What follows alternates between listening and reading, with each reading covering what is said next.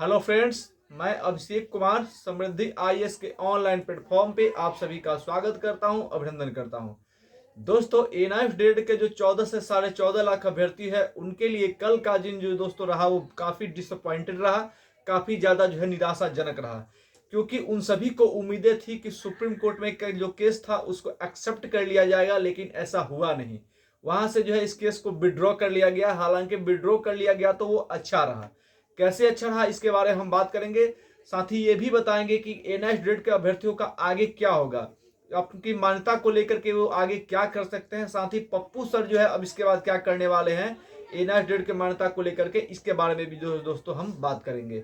तो सबसे पहले अगर आप इस चैनल पर नए विजिट कर रहे हैं तो इस चैनल को सब्सक्राइब कीजिए, लाइक कीजिए, कमेंट कीजिए और ज्यादा से ज्यादा शेयर कीजिए कि जितने भी एनआईएफ डेट के अभ्यर्थी है उनको जो भी कोई अगर न्यूज उन एनआईएफ डेट को लेकर के आए तो शीघ्रता से उन तक पहुंच पाए। अब दोस्तों हम बात करते हैं एनआईएफ डेट के अभ्यर्थियों के कल का डिसीजन को लेकर के। देखिए, हम सभी को उम्मीद थी, आप सभी को उम्मीद थी, हमें भी उम्मीद थी, हम सबसे ज्यादा जो अगर किसी को उम्मीद थी तो पप्पू सर को थी। और ये सारे लोग जो है मिल करके कल जो है केस को सुप्रीम कोर्ट के अंदर रखा गया। वहां पे जो देखिए दुर्भाग्य ये रहा कि हम लोग का जो केस था वो हिमा कोहली, जस्टिस हिमा कोहली के बेंच में था। और आप सभी को पता है कि बंगाल का जो केस था उस केस को जो है हाई कोर्ट में ले जाए बिना ही सीधे जो है वो सुप्रीम कोर्ट में ले जाया गया था।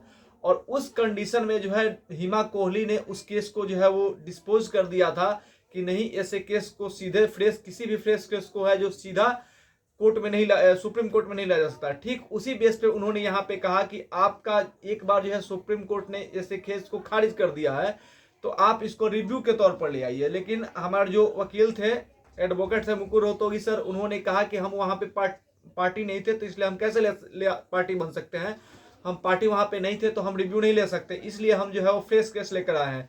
तब उन्होंने कहा कि फ्रेश केस को नहीं सुना जा सकता है डायरेक्टली जो है सुप्रीम कोर्ट में। इसका वे है, एक नियम है कि किसी भी केस को पहले हाई कोर्ट ले जाया जाता है, उसके बाद जो है सुप्रीम कोर्ट में लाया जाता है। तो ये आप उस रूल को जो है फॉलो नहीं कर रहे हैं, ये केस जो है सीधा सुप्रीम कोर्ट में ला रहे हैं, तो इसको नहीं सुना जा सकता है। आप इसको ले जाइए पहले हाई कोर्ट में, उसके बाद जो है सुप्रीम कोर्ट में लेकर के आइएगा दोस्तों। हालांकि बाद में बहुत सारी बातें जो है कही गई हमारे जो वकील थे मुकुल रोहतगी सर उनके द्वारा, लेकिन जस्टिस ने कहा कि ये सारी चीजें जो है नियम के अनुरूप होती है और नियम यही है कि फ्रेश केस को जो है वो हाई कोर्ट में ले जाया जाएगा। आप हाई कोर्ट में ले जाइए, फिर आप जब सुप्रीम कोर्ट में आइएगा तो हम इसको जो है देखेंगे। अगर हो सकेगा तो हम इसको लार्जेस्ट बेंच में जो है वो ट्रांसफर कर देंगे या फिर गवई सर के यहाँ जो इसको ट्रांसफर कर देंगे, तो ऐसा बताया। तो अब पप्पू सर क्या कर रहे हैं, तो पप्पू सर जो है काफी ज्यादा निराश है। उनसे हमारी टीम की जो है बात भी हुई है और उन्होंने कहा है कि हम इसके लिए जो है पूरी जोर से लड़ेंगे। हाँ, अलग बात है कि यहाँ पे एक चीज का नुकसान हुआ कि पैसे जो है बहुत ज्यादा जो है खर्च हो गया, टाइम जो है बहुत ज्यादा किल हो गया। बहुत सारे स्टूडेंट जो है वो ये ऐसा भी कह रहे हैं कि जब ये सारी चीजें पता थी, पप्पू सर सबको पता था कि फ्रेश केस जो सुप्रीम कोर्ट में नहीं सुना जाता है, तो फिर ऐसा क्यों किया। तो देखिए, जल्दबाजी में ये सारी चीजें जो है हो गई है, क्योंकि बीपीएससी टीआरई 3 जो है अभी कल एग्जाम था और बीपीएससी 4 जो है वो आपका अगस्त में है। तो जल्दी में करने के चक्कर में जल्दी से सुप्रीम कोर्ट में इसको ले जाया गया। हालांकि बीपीएससी टीआरई भी खत्म हो गया और अब लगता है कि बीपीएससी टीआरई 4 में भी जो है मौका आप लोगों को नहीं मिलेगा अगर ये स्थिति रही तब।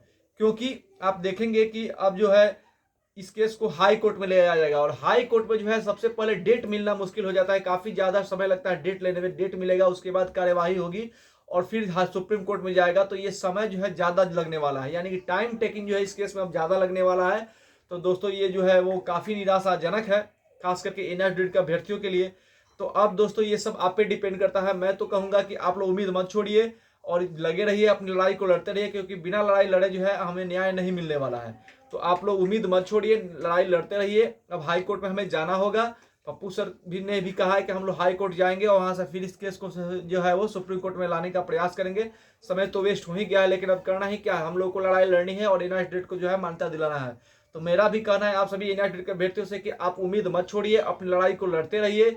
और जो है हम सुप्रीम कोर्ट में हम लोग पहले हाई कोर्ट जाएंगे, उसके बाद फिर हम लोग जो है सुप्रीम कोर्ट में ले जाएंगे। और सुप्रीम कोर्ट के जो जज थी उन्हें भरोसा भी दिया कि अगर आप वे में आते हैं, अगर आप रूल के अनुसार आते हैं तो हम आपकी जरूर मदद करेंगे, आपके केस को सुना जाएगा। तो एक हम लोगों को उम्मीद है, हम लोगों को अपनी उम्मीद नहीं छोड़ना है और पप्पू सर को सपोर्ट करना है, क्योंकि वही है जो अगर आज जो है केस को एक्सेप्ट कर लिया गया होता तो सारा श्रेय जो है उनको दिया जाता। तो अगर वहां से जो है अगर थोड़ा सा निराशा भी हाथ लगा है तो हम लोग को उनका साथ नहीं छोड़ना है, उनका साथ जो है देना है। और हम लोग को पूरी तन्मयता के साथ इस अपनी लड़ाई को लड़नी है और हमें इस लड़ाई को जीतना भी है दोस्तों। तो आप सभी को मैं कहना चाहता हूं कि आप जो है पैनिक नहीं होना है और अपनी लड़ाई को लड़ते रहना है। धन्यवाद।